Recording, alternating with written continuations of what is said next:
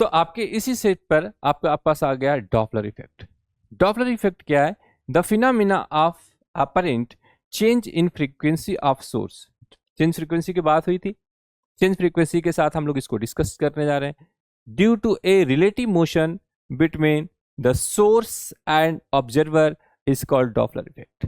अब आप किसी से दूर जाओ, इस तरीके से जाओ, बोलते जाओ, उसकी आवाज कम सुनाई देगी। आप उसके पास आओगे, उसकी आवाज ज्यादा सुनाई देगी। तो ये जो दूर और पास, एक सुनने वाला, एक से आवाज आने वाली, ऑब्जर्वर के साथ हमारे पास जो सोर्स है, इस दोनों के साथ कैसा कोलेब्रेशन होगा साउंड की हेयरिंग के लिए, वो बात हम जानने की कोशिश कर रहे हैं। When a source is moving and observer is at rest, मतलब कि मैं रुका हूं और मेरे सापेक्ष में कोई हमसे दूर की तरफ जा रहा है। तो स्टूडेंट्स, आज हम लोग बीट्स को समझने जा रहे हैं। बहुत ज्यादा इंपॉर्टेंट टॉपिक है, एग्जामिनेशन के हिसाब से देखा जाए तो हर एक एग्जाम में ये टॉपिक जरूर देखने को आपको मिलता है।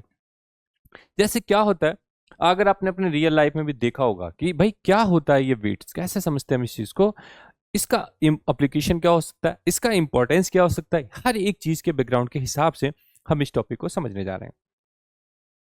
जैसा कि अगर आपको ऐसा लगता है कि जब आप कोई डिफरेंट डिफरेंट साउंड अगर आपके पास आ रही हैं, तो उन सबको अलग अलग सुनने के लिए हमें सबके बीट को अलग अलग करना पड़ता है। यही रीजन है कि आप रेडियो में, जब आप किसी म्यूजिक में, किसी आप उस पर जाके मल्टीपल साउंड एक साथ सुनते हैं, तो उनको बीट की वजह से हम अलग अलग सुन पाते हैं, अदरवाइज नहीं सुन सकते हम उसमें। क्या होता है बीट, कैसे यूज करते हैं, किस तरीके का इसको डिफरेंस कर सकते हैं बाकी के नॉर्मल फ्रीक्वेंसी से। अगर सबकी फ्रीक्वेंसी सेम होगी, सबकी बीट अगर सेम कर दिया जाए, तो आपको साउंड में अलग अलग नहीं सुनाई देगा, सब एक जैसा सुनाई देगा, हाउच पाउच हो जाएगा, आपको कुछ पता नहीं चलेगा। तो सबसे पहले इसके लिए हम लोग डिफाइन करेंगे इस टर्म को कि what is the beat. Beat is the phenomena arising from interference of wave. ये वर्ड बहुत इंपॉर्टेंट है, interference of wave. When two harmonic sound waves of close but not equal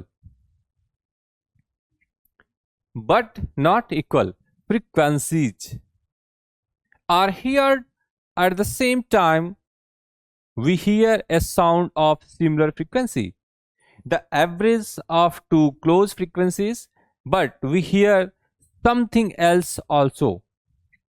We hear the audibly distinct waxing and waning of the intensity of the sound with a frequencies equal to the difference in the two close frequencies। ये two different close frequencies की बात करते हैं। तो actual meaning की अगर हम बात करें, मान लेते कि हमारे पास एक यहाँ पर एक कोई वेव चल रही है, उसकी वैल्यूज हमारे पास है कैपिटल ए एम्पलीट्यूड के साथ साइन ऑफ ओमेगा 1t, ये मान लेते हैं। And this is nothing but, इसको आप ऐसे लिख सकते हो, a sine of 2 pi mu 1 into t, ऐसे भी लिख सकते हो। सेम देखो वहां पे फ्रीक्वेंसी दे रखा है मैंने। एंड y2 इक्वल टू आप बात कर सकते हो a sine of omega 2t, and this is also a sine of 2 mu 2 into t. इस दो फ्रीक्वेंसी की बात की जा रही है इस टॉपिक में, इस दो फ्रीक्वेंसी की बात की जा रही है कि जो आप बीट की आप बात करोगे, यही म्यू 2 माइनस y1 होगा, यही बात इसमें कही जा रही है। और प्रिंसिपल ऑफ सुपरपोजिशन की बात कही जा रही है, तो प्रिंसिपल ऑफ सुपरपोजिशन का मतलब क्या है कि जो y की वैल्यू है वो y1 प्लस y2। जब आप सुपरपोजिशन करते हो तो उस केस में ये चीज जो आपको मिल रही है फ्रीक्वेंसी, यही इसका बीट कहलाता है, यही इसका बीट कहलाता है। और beat is a very important parameter. अगर आपके पास यही दोनों मिल गए, y1 equal to a sine of omega 1t and this equal to a sine of 2 pi mu 1 into t, मैं इस पर प्रिंसिपल ऑफ सुपरपोजिशन अप्लाई करने जा रहा हूं, देखते हैं इसका रिजल्ट कैसा आता है। And y2 equal to a sine of omega 2 into t and this equal to a sine 2 pi mu into t. दो फ्रीक्वेंसीज हैं यहाँ पर, ठीक है। प्रिंसिपल ऑफ सुपरपोजिशन,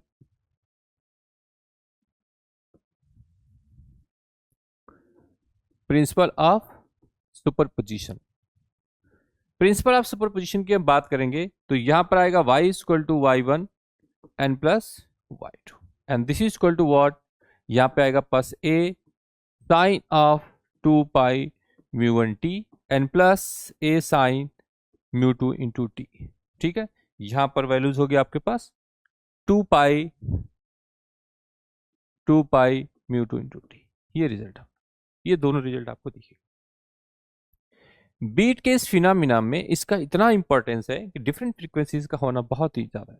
एम्पलीट्यूड दोनों का सेम है, आप यहाँ लिख सकते हो sine of 2 pi mu into t plus sine of 2 pi mu two into t. अब ये साइन ए प्लस बी के फॉर्म में अगर आप इसको यूज करते हो यहाँ पर, तभी जाके वो जो बीट फ्रीक्वेंसी है, जो आपको मॉडुलस मिल रही है, या जो आपको इसका एवरेज मिल रहा है, दोनों चीजें आपको यहाँ पर मिलेगी। क्योंकि एक केसेस में आप साइन ए प्लस बी, एक केसेस में आप साइन ए माइनस बी बोलने जा रहे हैं। तो क्या हम इस पर ए plus B, sign a plus sine B को लगा सकते हैं? तो ये फार्मूला क्या बनता है बेटा, यहाँ पर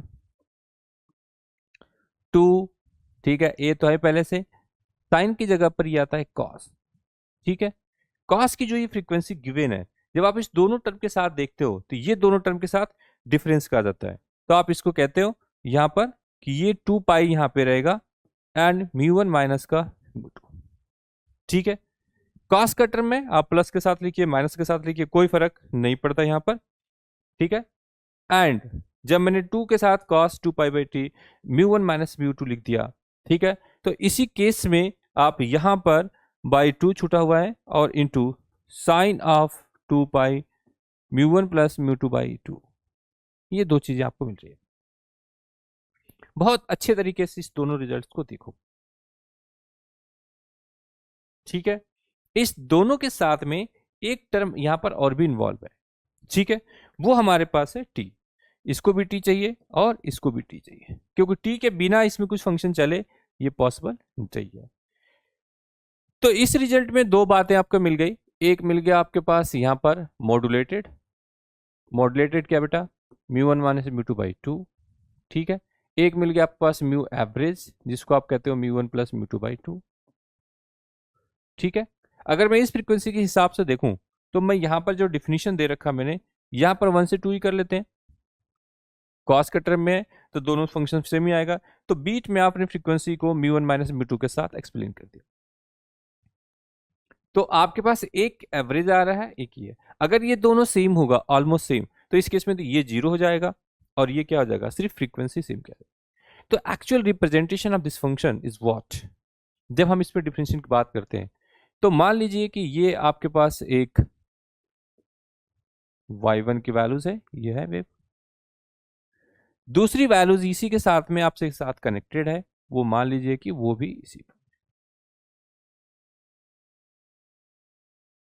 जब हम लोग इसको y और t के सुपर प्रिंसिपल के बाद इस रिजल्ट को हम देखते हैं तो ये रिजल्ट कैसा दिखता है।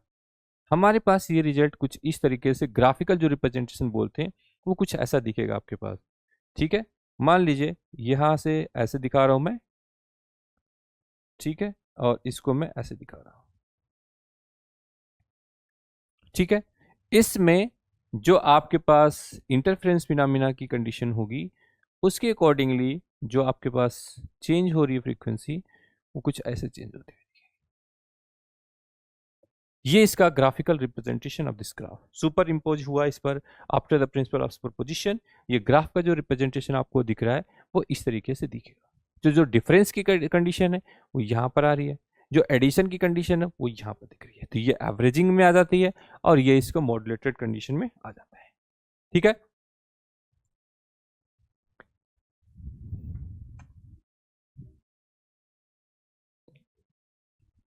तो जो आपके पास एवरेज की बात आएगी यहाँ पर, ठीक है, एक आपके पास मॉड्यूलेटेड है, एक आपके पास एवरेज आ रही है।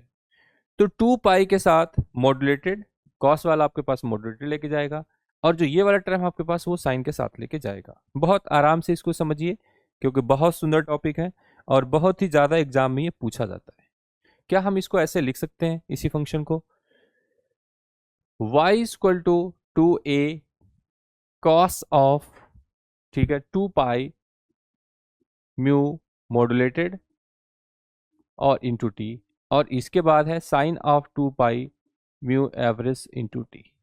ये दोनों फंक्शन को आप ऐसे लिख सकते हैं। ठीक है। इस दोनों ही फंक्शन को हम जब इस तरीके से यहाँ पर लिख लेते हैं तो इस रिजल्ट को हम देखते हैं कि मॉड्यूलेटेड एवरेज और मोड के साथ क्या।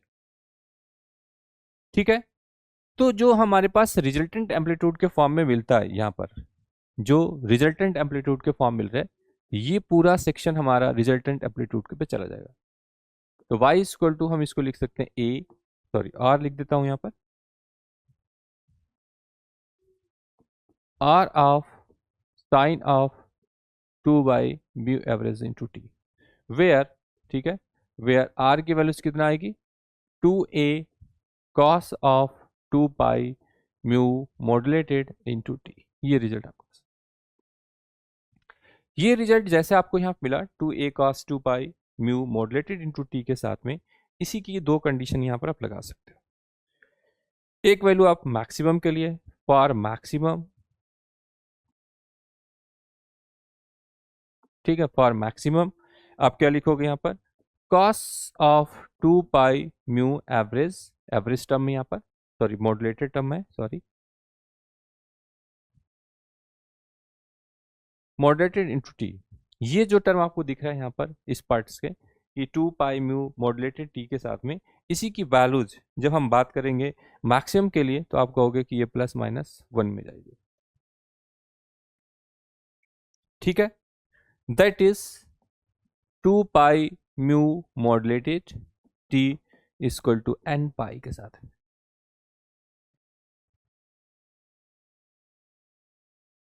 ठीक है, n पाई के साथ में आ जाएगी। अगर इस मॉडुलेटेड की वैल्यूज की अगर हम बात करते हैं यहाँ पर, तो आप क्या कहोगे 2 पाई म्यू 1 माइनस म्यू 2 और into t equal to n pi. तो यहां से जो रिजल्ट आपके पास मिलेगा इस फंक्शंस के साथ में, तो इस पाई से आप इस पाई को आप कैंसिल कर सकते हैं, और t की वैल्यूज, जो t की वैल्यूज यहाँ पर आपको दिख रही है t equal to n upon 2 and this mu 1 minus mu 2। ठीक है, और इसके एवरेज में भी नीचे 2 था, तो यहाँ पर भी आपके पास 2 आ जाएगा, दिस वन, और ये 2 से 2 कैंसिल हो जाएगा। अब यही चीज आपके पास जो टाइम पीरियड के साथ देख सकते हो यहाँ पर, कि जब इस कंडीशन को टाइम की बात करोगे आप, तो n की वैल्यू 1, अगर फर्स्ट साउंड की हम बात करें तो t equal to 1 upon mu 1 minus का म्यू 2 आएगी, और यही फ्रीक्वेंसी के टर्म अगर मैं देखता हूँ म्यू इक्वल टू, तो इसी को आप बीट बोलते हो, this is equal to mu 1 minus mu 2। ये डेरिवेशन से उस पार्ट को डिराइव कर दिया हमने जो सेक्शन मैंने आपको यहाँ पर दिखाया था, ये वाली सेक्शन यहाँ से मिला। ठीक है, ये आपके सिंप्लीफाइड दो वेव्स थे, इस दोनों वेव्स को यूज करा मैंने 1 को और 2 को, इस पर सुपरपोजिशन प्रिंसिपल लगाया और इस दोनों के साथ ओपन करी और इन दोनों को सम किया, तो आपके पास एक मॉड्यूलेटेड टर्म मिला यहाँ पर और एक एवरेज टर्म। ठीक है, इस दोनों की हेल्प से मैंने यहाँ पर आर की वैल्यू चेंज करी, और जब मैक्सिमम की वैल्यू बात कर रहे थे तो यहाँ पर आपको ये फ्रीक्वेंसी मिल गई। ठीक है, ऐसे अगर आप जब मिनिमम के लिए भी बात करोगे, ठीक है, फर्स्ट टर्म में मिनिमम की बात करोगे आप, तो वहां पर भी ये वैल्यूज t के साथ 0 ले सकते हो, और 0 की value 2n plus 1 pi by 2 आ जाती है। एंड सिमिलरली फॉर मिनिमम, ठीक है, तो आपके पास cos ए 2 pi mu average into T, यही है ना, और इक्वल टू 0 ले लो। अगर इसकी वैल्यू 0 आ जाएगी तो जो आपके पास इक्वेशन गिवन है वहां पर ये 0 आ जाएगा। ठीक है, इसमें अगर ये 0 आएगा मतलब ये वैल्यूज आपके पास, ये रिजल्टेंट वैल्यूज ये पूरी आपकी 0 हो जाएगी, और ये 0 नहीं होनी चाहिए। तो मिनिमम की वैल्यू ये 0 हो गई, और ये 0 कब कब पॉसिबल है बेटा, जब भी आपके पास ये जो आपके पास कंडीशन है कॉस की वैल्यूज एक इवन और ऑड फंक्शन के साथ में देखा जाए, तो यहाँ पर 2n प्लस 1 और इंटू पाई बाई 2, इस टर्म पर ये मिनिमम आ जाती है। अगर सेम कंडीशन में अगर हम लोग देखते हैं इस कंडीशन पे कि भाई मिनिमम कैसे आ सकती है, अगर हम यहाँ पर एवरेज की वैल्यूज जब हम यूज कर रहे हैं, ठीक है, सॉरी यहाँ पर मॉड्यूलेटेड यूज कर रहे थे ठीक है साथ में, तो ये जो वैल्यूज आपके पास है कॉस के टर्म में साथ लिखा हुआ है, तो 2 pi mu modulated t equal to 2n plus 1 into pi by 2। अब इसको ओपन करना आपको, 2 पाई ये mu 1 minus mu 2 upon 2 into t equal to 2n+1 और into pi by 2।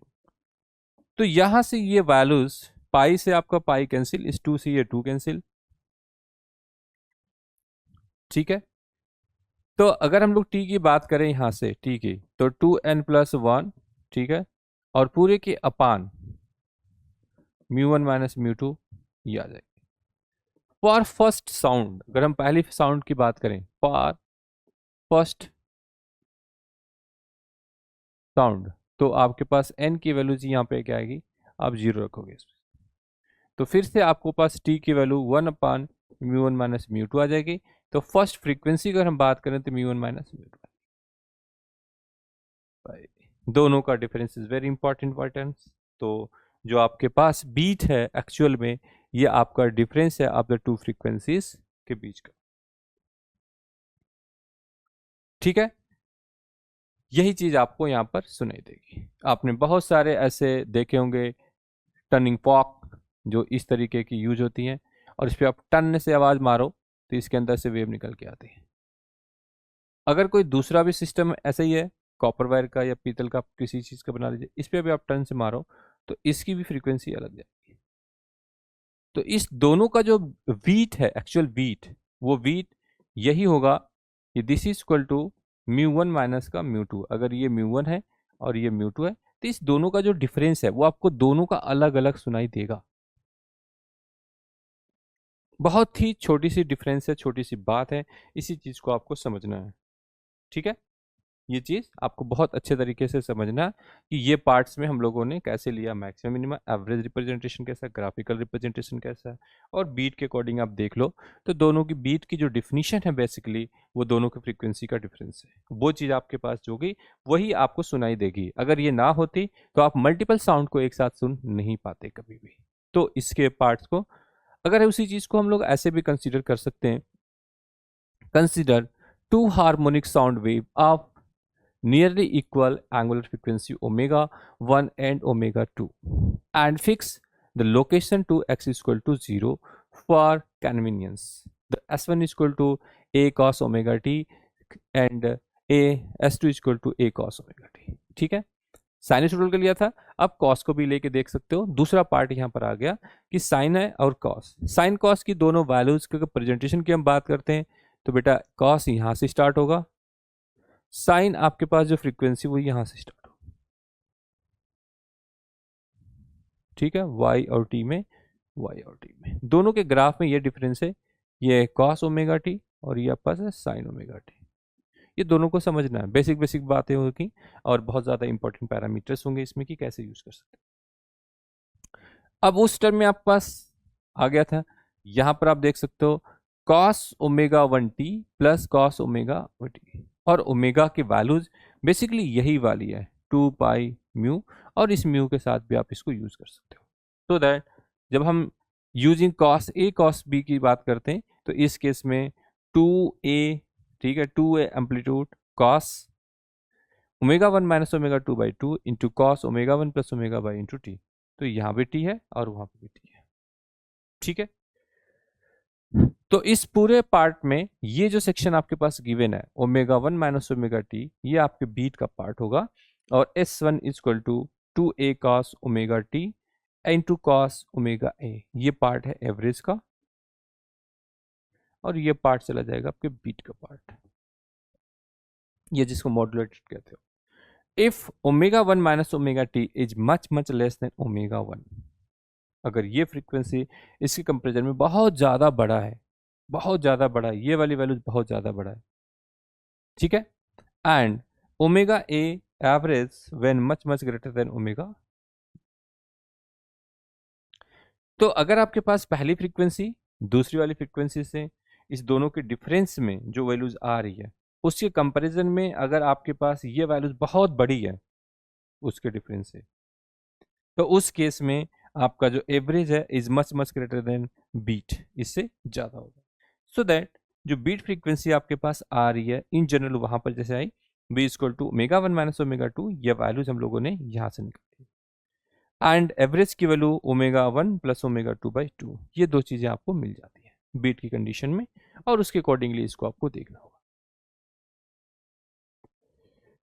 If we assume ω1 - ωt is much much less than, which means जो आपके पास average की वैल्यूज है ये is much much greater than ω b. मतलब जो आपके पास frequency this plus this by 2 है, this quantity is much much greater than ω1 - ω2/2 के साथ में, इसके कंपैरिजन में ये वैल्यूज बहुत ज्यादा हो रही है. We can interrupt the equation 1 as follows. The resultant wave is oscillating with the average angular frequency ω1. अब जो डोमिनेंट होगा आपके पास वही तो जाएगा.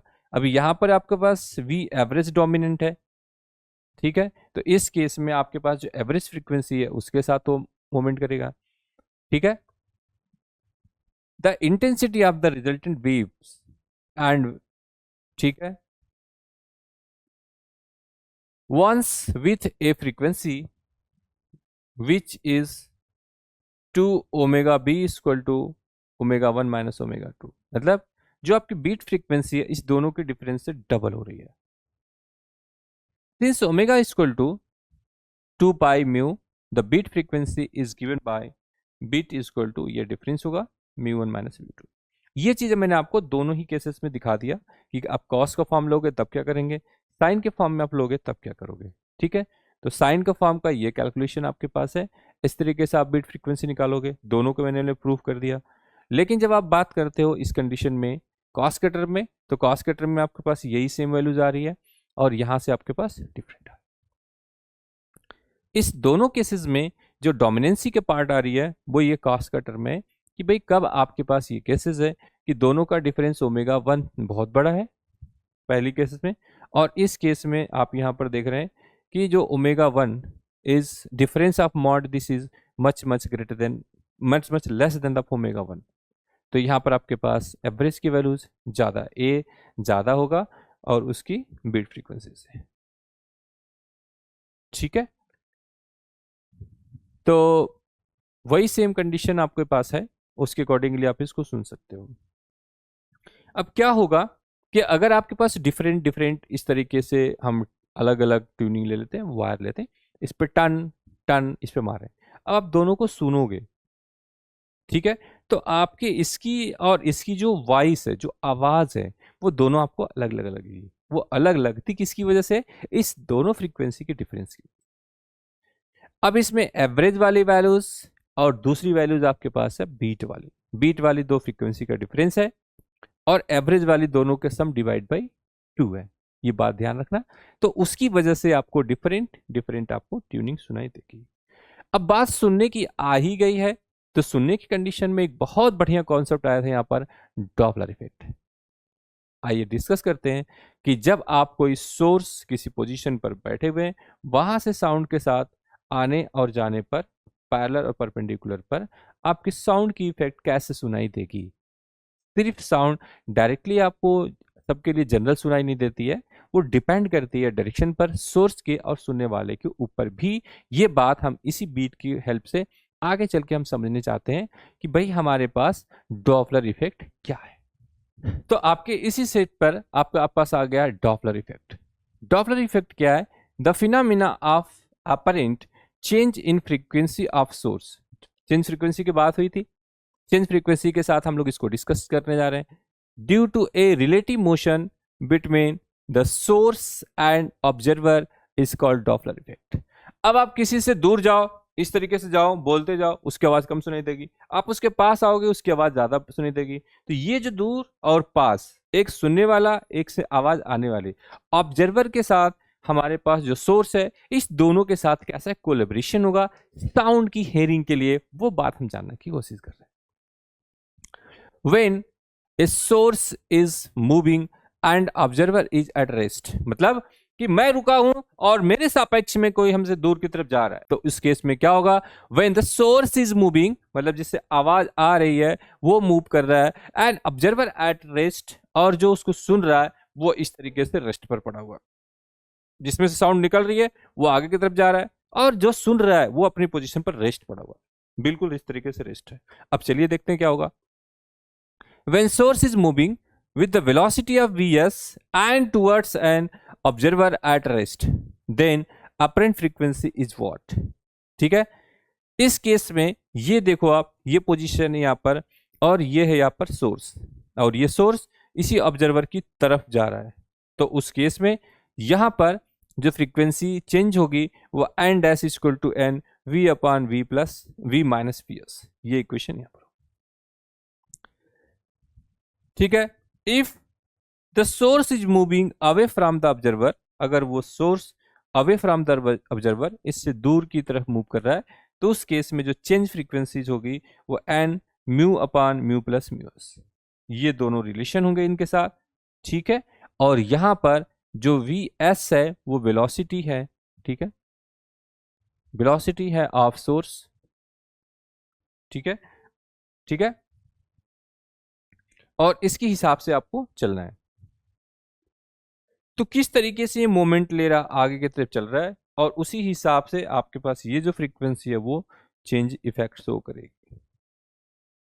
ठीक है, अब ये वैल्यूज जितने इसके पास जाएगी, अभी जो वैल्यूज है मान लीजिए 10 है, ठीक है, फिर इसके बाद आएगी मान लीजिए 5 है, मान लीजिए 2 है, मान लीजिए 1 है, इस तरीके से जैसे जैसे उसके पास वी एस की वैल्यू उससे कम होती जाएगी, ये वैल्यूज कम होती, ये वैल्यू जितनी आपकी डाउन होती जाएगी, तो इस दोनों का डिफरेंस बढ़ता जाएगा।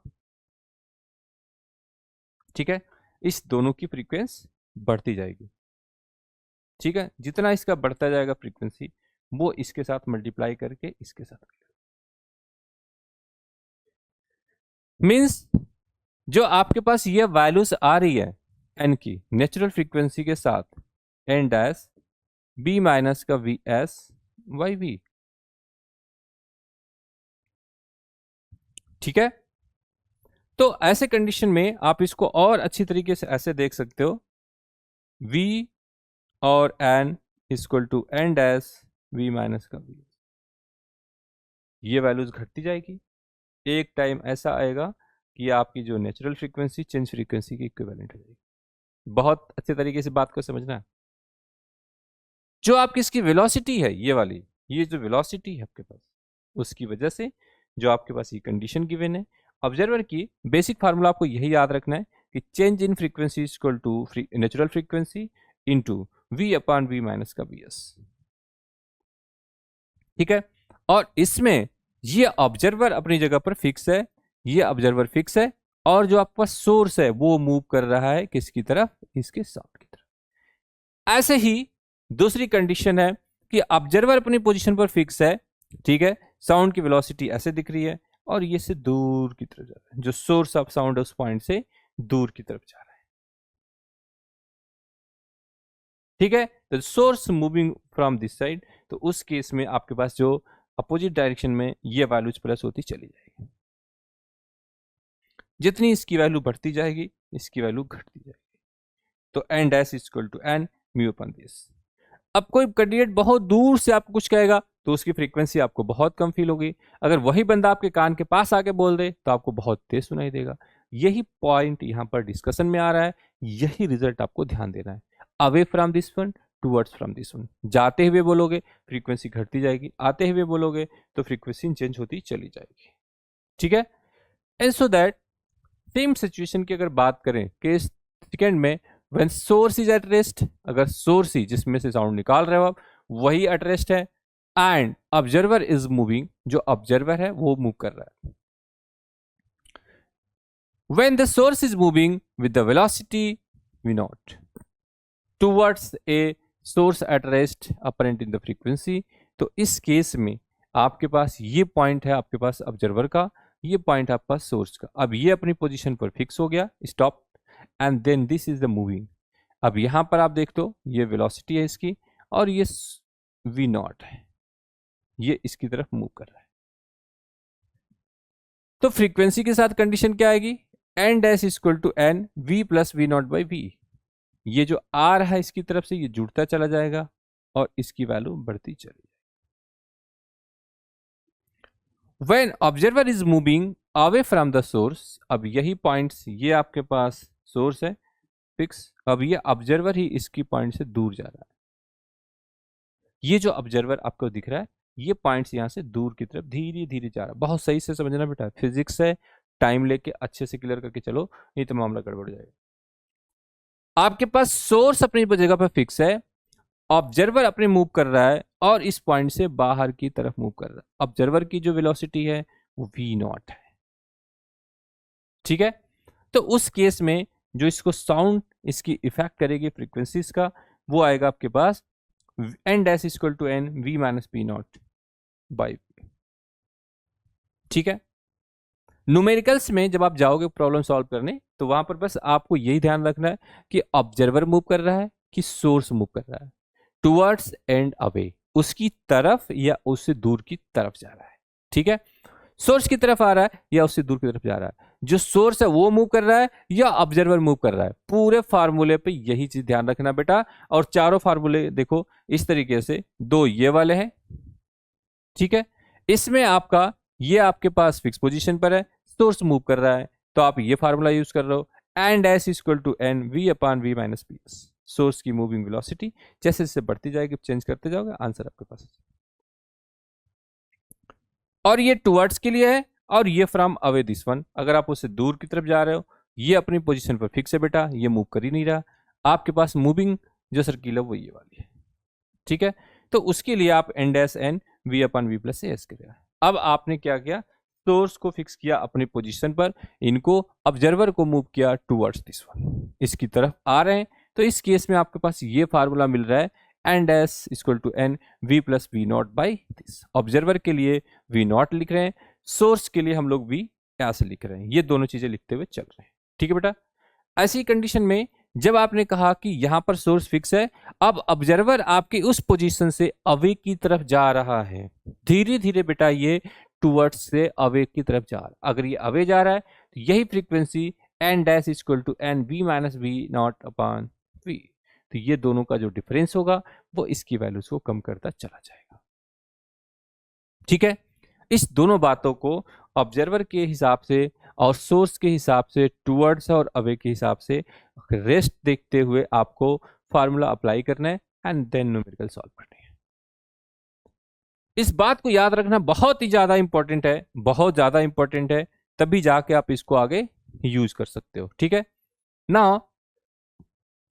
तीसरी कंडीशन यहां पर है, when source and observer both are moving. ये बहुत जबरदस्त पॉइंट आ गया बेटा, यही कंडीशन आपको अप्लाई करना है कि आपके पास बोथ कंडीशन है, जब आपके पास सोर्स एंड ऑब्जर्वर दोनों ही मूविंग हो गया, बोथ। अब क्या हुआ, अब देखना, ध्यान देना बेटा।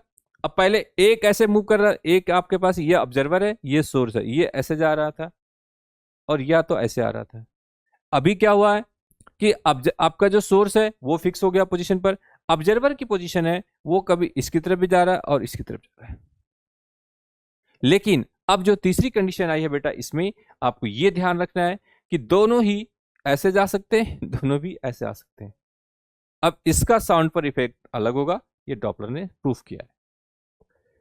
जब आप बोथ की मूविंग की बात करेंगे, तब बोथ की केसेस में when both are moving in same direction along the direction of propagation of sound, then n dash is equal to n v minus v naught upon v minus bs। अब दोनों आ गए, यहाँ पर observer है और यहाँ पर सोर्स है, इस दोनों की वजह से जो इस वेलोसिटी में चेंज आएगा वो आप देख सकते हो।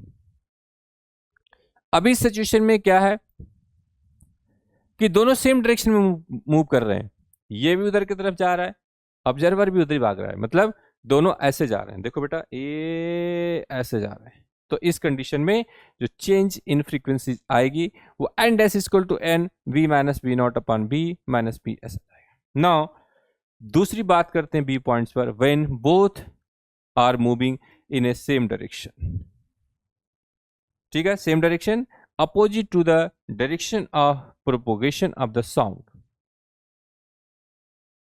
ठीक है।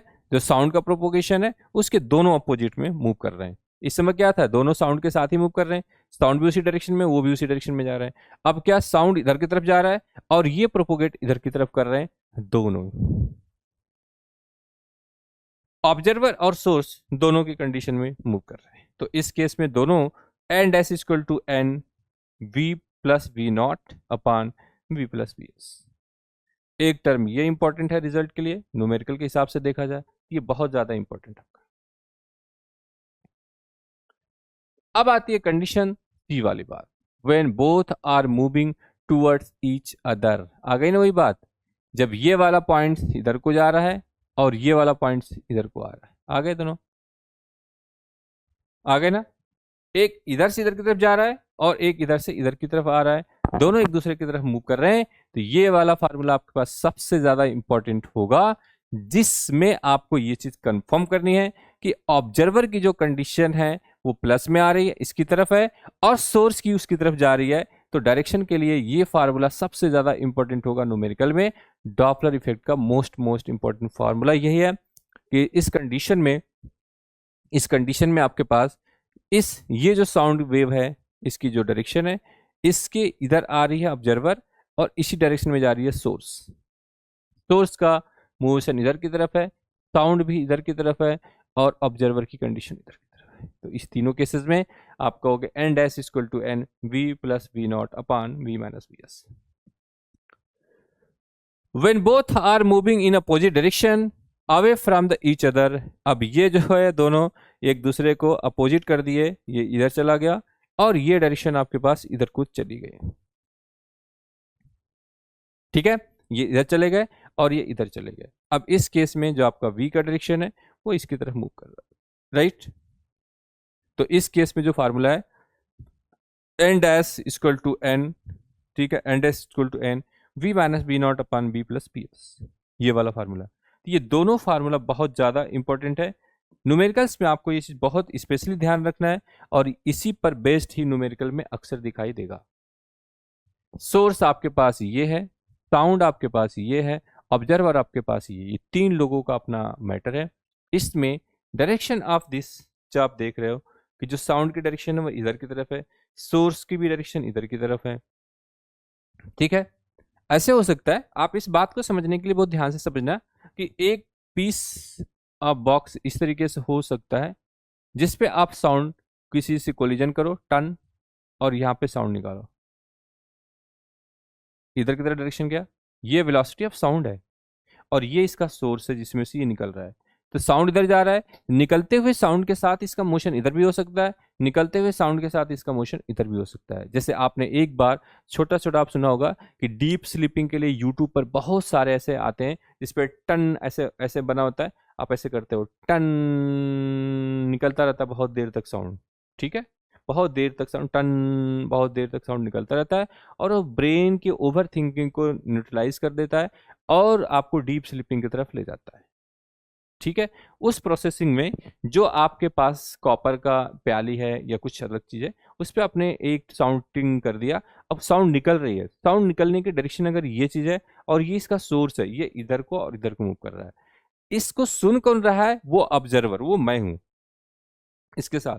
अब ये साउंड निकल के मेरी तरफ आ रही है और ये बॉल उधर की तरफ ले जा रहे हो, और मैं इसकी तरफ जा रहा हूँ या मैं इसकी तरफ जा रहा हूँ, दो सिचुएशन हो सकती है। या सोर्स आपके पास यहाँ पर है, आपने टर्न कर दी, सोर्स भी साउंड भी इधर आ रही है और इसको भी इधर लेके आ रहे हो, मैं इसके अकॉर्डिंग जा रहा हूँ इधर और मैं इधर। ये कंडीशन बहुत ज़्यादा इंपॉर्टेंट है, बहुत लॉजिकली बेस्ड है और इसी पे बेस्ड आपके पेपर में जरूर से जरूर एक न्यूमेरिकल आता है और इसी को सॉल्व करना आपको आना चाहिए। जैसे जैसे आप इसकी कंडीशन को समझेंगे उसी तरीके से इसको आप ले सकते हैं। जो आपका v दिख रहा है यहाँ पर, v the velocity of sound, velocity of sound, ठीक है, एंड जो v नॉट दिख रहा है आपके पास, ये आपके पास वेलोसिटी ऑफ ऑब्जर्वर है, वेलोसिटी ऑफ ऑब्जर्वर है, और जो आपके पास vs दिख रहा है ये वेलोसिटी ऑफ सोर्स है। तो सोर्स के साथ, ऑब्जर्वर के साथ, साउंड की वेलोसिटी के साथ ये एक बहुत शानदार रिलेशन डॉपलर ने दिया और इस डॉपलर की इफेक्ट की वजह से एक्चुअल हमें क्या समझ में कितनी है और कितनी सुनाई दे रही है उसमें डिफरेंस का पता चलता है। नहीं तो कोई बहुत तेजी के साथ चिल्ला रहा है और आपके पास कुछ भी नई इंफॉर्मेशन आ रही है। कई बार इस बात को आप फील भी करते हो कि एयर का फ्लो एक डायरेक्शन में हो रही है, हवा इधर की तरफ फ्लो कर रही है और आप उसके अपोजिट किसी को बुला रहे हो तो उसकी तरफ आवाज जाती नहीं, आप बहुत तेज बोलना पड़ता है। लेकिन वही अगर आप एयर की फ्लो के डायरेक्शन में किसी को बुला रहे हो तो बहुत आसानी से बोलने के बाद भी आवाज बहुत दूर तक चली जाती है और वो बंदा बहुत आसानी से आपको सुन लेता है। तो जो सोर्स है उसका डायरेक्शन क्या है इस बात पर डिपेंड करेगी कि उसको कितना आसानी से सुनाई देता है। फ्लो ऑफ डायरेक्शन इधर की तरफ है और आप मूव इधर कर रहे हैं, फ्लो ऑफ डायरेक्शन इधर की तरफ है और आप मूव इधर की तरफ कर रहे हैं। तो जो सोर्स से ऑब्जर्वर है और जो आपके पास यहाँ पर वेलोसिटी ऑफ साउंड है उसके बीच में एक रिलेशन डेवलप किया था जिसको डॉपलर इफेक्ट बोलते थे। कई बार आपको ऐसा लगता होगा अपने रियल लाइफ में भी कि ऊपर से प्लेन जा रही है, जब आप प्लेन ऊपर से जा रही है, आप नीचे खड़े हो तो आते टाइम उसकी आपकी फ्रीक्वेंसी अलग सुनाई देती है, जाते टाइम उसकी फ्रीक्वेंसी अलग सुनाई देती है। जैसे जैसे आपसे दूर जाती है आपको स्लो सुनाई देता है, जब वो आपके पास आती है तो आपको वही साउंड बहुत तेज सुनाई देता है, आते वक्त बढ़ती जाती है और जब पास होती है तो घटती जाती है। तो ये इफेक्ट्स ऑफ डॉपलर है वो मूविंग सोर्स की वजह से, ठीक है, और आप वहां पर ऑब्जर्वर हो जो उसको फील कर रहे हो। लेकिन अगर आप फ्लाइट के साथ ही दूसरी फ्लाइट के साथ मूव करोगे, साउंड भी उसी डायरेक्शन में जा रहा है, तो साउंड तो आपको सुनाई देगा लेकिन एक्चुअल नहीं दिखाई देगा। वो रिलेटिव बोलते हैं उसको, कि वो आपको सिर्फ एक कंपैरिजन के बेसिस पर ही सुनाई देगा। ठीक है बेटा। तो इस केस में जब हम इस डॉपलर इफेक्ट की बात करेंगे तो इन केसेस को आपको बहुत ध्यान से देखना है। ये सभी केसेस के साथ, ये केस क्या है, ये केस क्या है, ये सभी अलग अलग केस हैं, ठीक है। यहाँ पर ये सभी केसेस अलग अलग हैं। तो डॉपलर इफेक्ट ने साउंड को जो आप सुन रहे हो उसकी इफेक्ट को अपने सोर्स के साथ कैसे कोरिलेट किया है। यहाँ पर साउंड दे रखा था उन्होंने, ठीक है, डायरेक्शन से सोर्स की, सोर्स भी उधर ही मूव कर रहा है, सोर्स मतलब जिसमें से आवाज निकल रही है। अगर आपने ऐसे किसी घंटी के ऊपर यहाँ पे आप टर्न कर दिया आपने, इसमें से साउंड निकल रही है और इसको लेके भी आप उधर की तरफ जा रहे हो। अब ज्यादा अच्छे समझ में आ रही है, साउंड भी उधर ही है, सोर्स भी उधर जा रहा है, ऑब्जर्वर यहाँ से फील कर रहा है। तो उस केस में आपकी जो frequency and S equal to होगी N we upon we minus B S होगी। इसी तरीके से हम लोग इस बात तक आ चुके हैं कि भाई यहाँ पर ये कंडीशन बहुत इंपॉर्टेंट है, ये दोनों चीज बहुत मोस्ट इंपॉर्टेंट है। आपके पास यहाँ पर कोई घंटी लगी हुई है, आपने इस पर टर्न कर दिया और इसको लेके मूव भी करना है। तो वेलोसिटी ऑफ साउंड इधर की तरफ है, ऑब्जर्वर आपकी तरफ ही आ रहा है और सोर्स भी आप उधर ही लेके जा रहे हो। सोर्स का मतलब ये वाली घंटी जिस पे आपने बजाई रखी है, इस बजी हुई घंटी को भी आप उधर लेके जा रहे हैं, साउंड भी आपने इधर ही निकाल रखी है और जो इसको सुनना है वो बंदा आपकी तरफ आ रहा है। तो आते टाइम उसका ये रिएक्शन होगा, ये फ्रीक्वेंसी वो फील करेगा। N S equal to n v plus v not upon we minus v s. और यही बात जब आपके पास ये सोर्स, ये देख रहे हो डायरेक्शन ऑफ वेलोसिटी जो साउंड है, आपने इधर के बजाय आपने इधर निकाल दिया, इधर की तरफ, और ये जो ऑब्जेक्ट है इसको आप मोमेंट में ले रहे हैं और ये धीरे धीरे आगे की तरफ बढ़ रहा है। तो इस केस में ये देखो, इस केस में ऑब्जर्वर इधर जाएगा, ठीक है, और जो सोर्स है आप उधर लेके जा रहे हो और जो वेलोसिटी जो आपके पास साउंड की है वो इधर आ रही है। मीन्स आपके पास ये जो घंटी है जिसमें से आपने यहाँ पर घंटी बजा दिया, ठीक है, आपने टर्न कर दी, साउंड इधर की तरफ निकल गया। अब इस सोर्स को लेके इससे दूर जा रहे हो, ऑब्जर्वर भी दूर जा रहा है, सोर्स को लेके भी इससे दूर जा रहे हो, लेकिन साउंड निकल इधर की तरफ रहा है। मतलब ऐसे साउंड निकलता हुआ जा रहा है, आप उसको लेके पीछे की तरफ भागते हुए जा रहे हो, भागते हुए जा रहे हो, पीछे की तरफ भाग रहे हो भाई, ऐसे भागते हुए जा रहे हो, साउंड इधर की तरफ निकल रहा है और ऑब्जर्वर भी उधर की तरफ भाग रहा है। तो उसको सुनाई बाकी नेचुरल चीजों से अलग दिखी। जैसे कि आप यहाँ पे कह सकते हो n S equal to n v minus b not, ठीक है, या ऑब्जर्वर कह सकते हो upon b plus b s. तो ये ओ है और ये एस है ऑब्जर्वर के लिए और सोर्स के लिए। ये दोनों relation most important for your papers and your examination, right. अब यहां पर केस आता है transverse Doppler effect. As shown in figure, the position of a source is S, ठीक है, एंड ऑब्जर्वर इज O। तो ये आपके पास है ऑब्जर्वर की पोजीशन, ये आपके पास है सोर्स की पोजीशन, ठीक है। The component of velocity of sound source towards the observer is V cos theta. तो यहां से ये कंपोनेंट कह रहे हैं कि जो आपका सोर्स गिवन है, यहाँ पे ये थीटा दे रखा है, इस पॉइंट से यहाँ के लिए ये v cos थीटा का कंपोनेंट है, ये 90 एंगल है यहाँ पर ये, ठीक है, ये थीटा है, थीटा के सामने साइन, और जो ये 90 के सामने ये cos, तो v cos थीटा आएगा। एंड सिमिलर एंगल अगर आपके पास यहाँ भी मिल रहा है तो उस केस में आप यहाँ भी देख सकते हैं। This situation the approach frequency that is at A, इस ए पॉइंट पर एक्चुअल फ्रीक्वेंसी क्या होगी, क्योंकि अब ये लीनियर मोशन की बात नहीं हो रही है, पर्टिकुलर किसी एंगल पे बात होगी। तो एंगल पे जब आप आने की बात करेंगे तो जो फ्रीक्वेंसी चेंज होगी, frequency upon v minus source का, ये जो सोर्स आपके पास गिवन है minus B s cos theta into n, natural frequency के साथ ये टर्म आपका मल्टीप्लाई होगा। तो जो एन डैश की वैल्यूज आपके पास आ रही है, ठीक है, this velocity upon v minus B s cos theta, और साथ में नेचुरल फ्रीक्वेंसी आई, ये वाली टर्म आ रही है।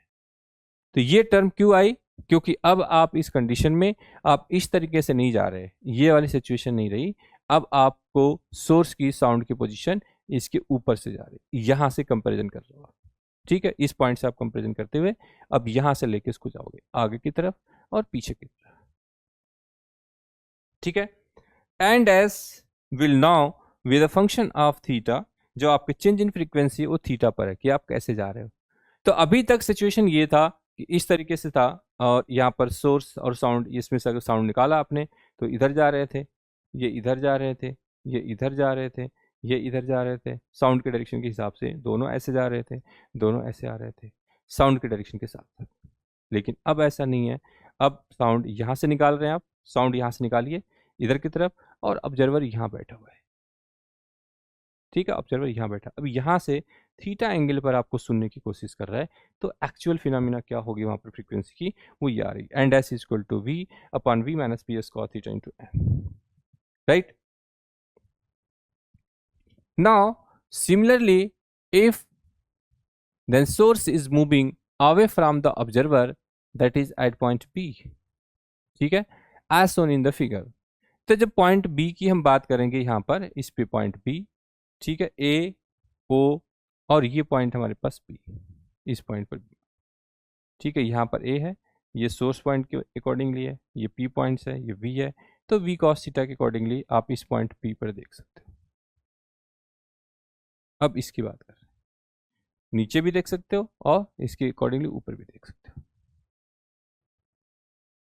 तो इस केस में जो वैल्यूज आपके पास आएगी वो n s is equal to, ठीक है, n s is equal to v velocity sound upon velocity of sound plus velocity of source which component of cos theta and in the natural frequency.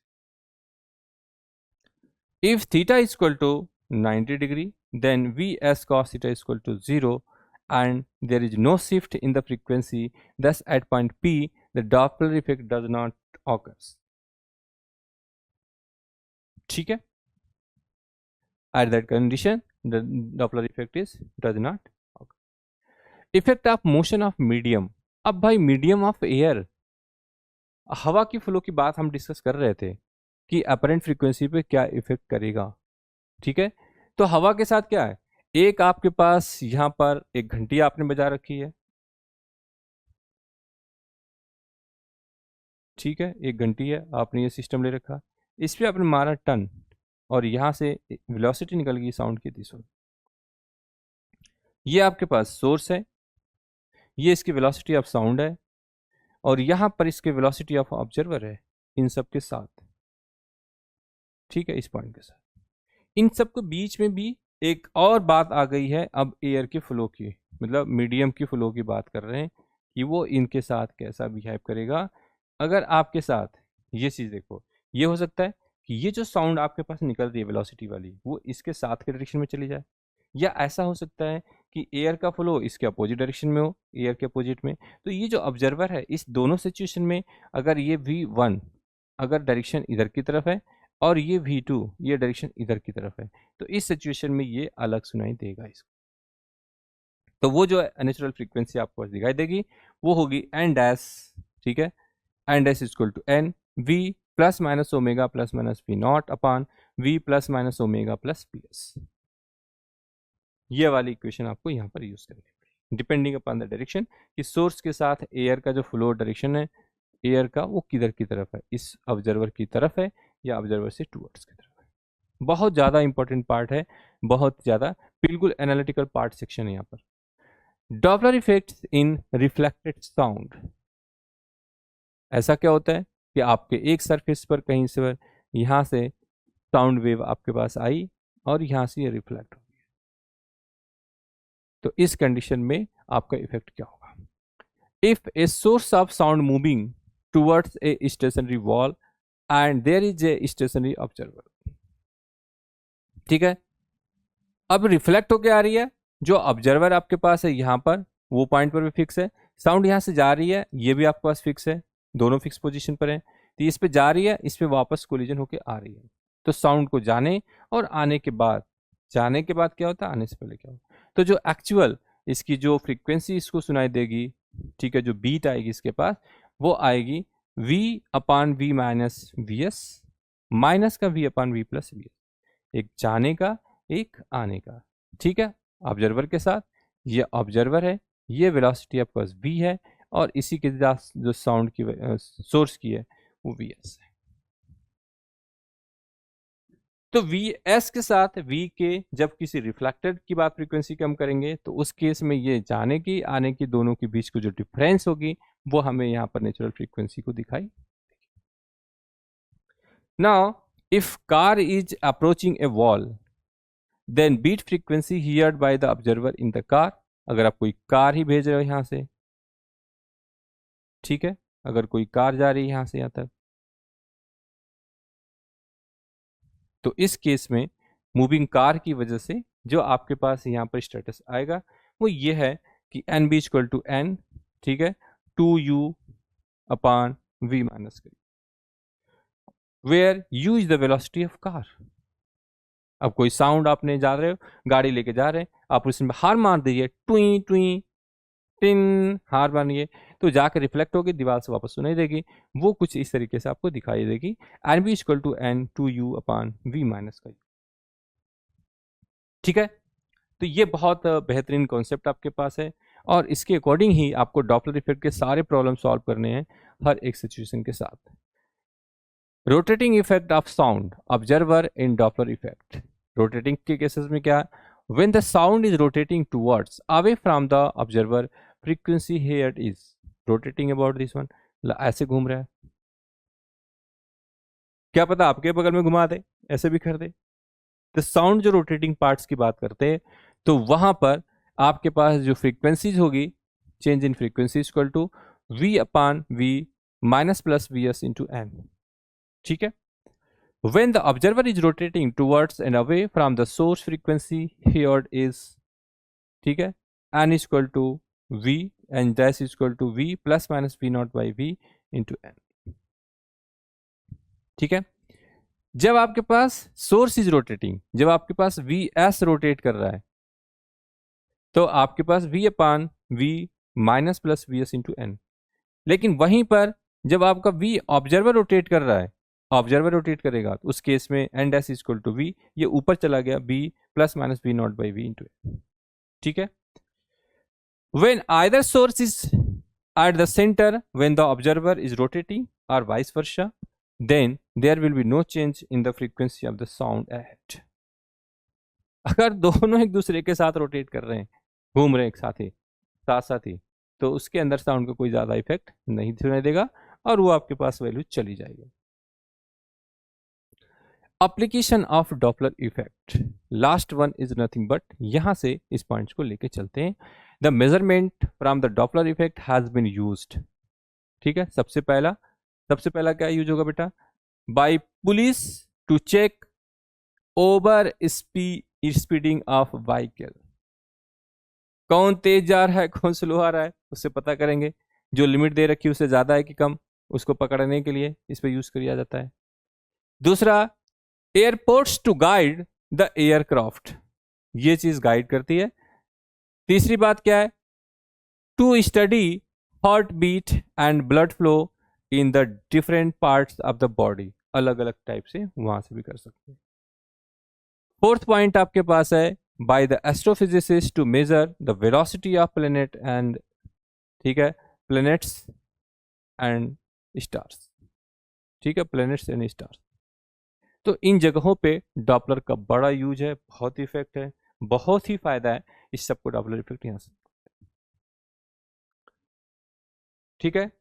तो dear students, हमारा almost 11th का part section जो था chapter number 1 से लेकर 14 तक, 1 to 14 finished हो गया आज,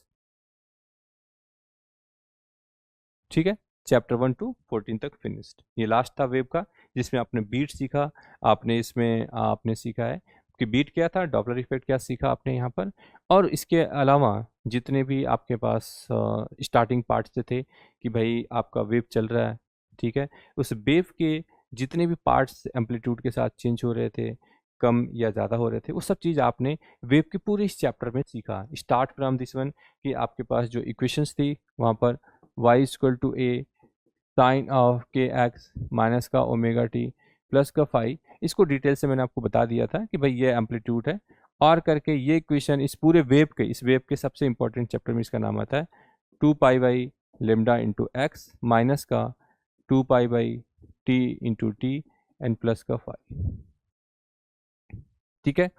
और इसको और भी अच्छे तरीके से, यह एम्पलीट्यूड है, लेमडा क्या है, टी क्या है, सब कुछ आपको याद होना चाहिए, ठीक है, इसमें कोई दिक्कत वाली बात नहीं है, ठीक है।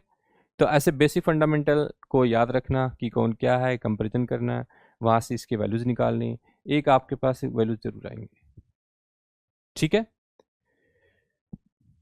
और इसी वेव के पार्ट में ही आपने जब दो स्ट्रिंग पार्ट्स थे जहाँ पर दोनों रिजिड होते थे, एक फ्री होता था, एक क्लोज था, दोनों ओपन थे, ऐसे डिफरेंट फ्रीक्वेंसीज के लिए आपने पूरे सेक्शन में डिस्कस किया हुआ है कि ओपन आर्गन पाइप क्या होती है, क्लोज आर्गन पाइप क्या होती है, और उसमें कैसे फ्रीक्वेंसीज के चेंजेस आते हैं, वेलोसिटी चेंजेस क्या होती है, वो सारी चीज़ें डिटेल्स हम लोगों ने डिस्कस करी। तो आई होप कि आप लोग को ये वीडियो लेक्चर बहुत पसंद आया होगा, और साथ में आपको बहुत फ़ायदा मिलेगा डिटेल से स्टडी करने के लिए, और हम मिलते हैं अगले क्लासेस में, अगले लेक्चर में। Thank you so much and all the best.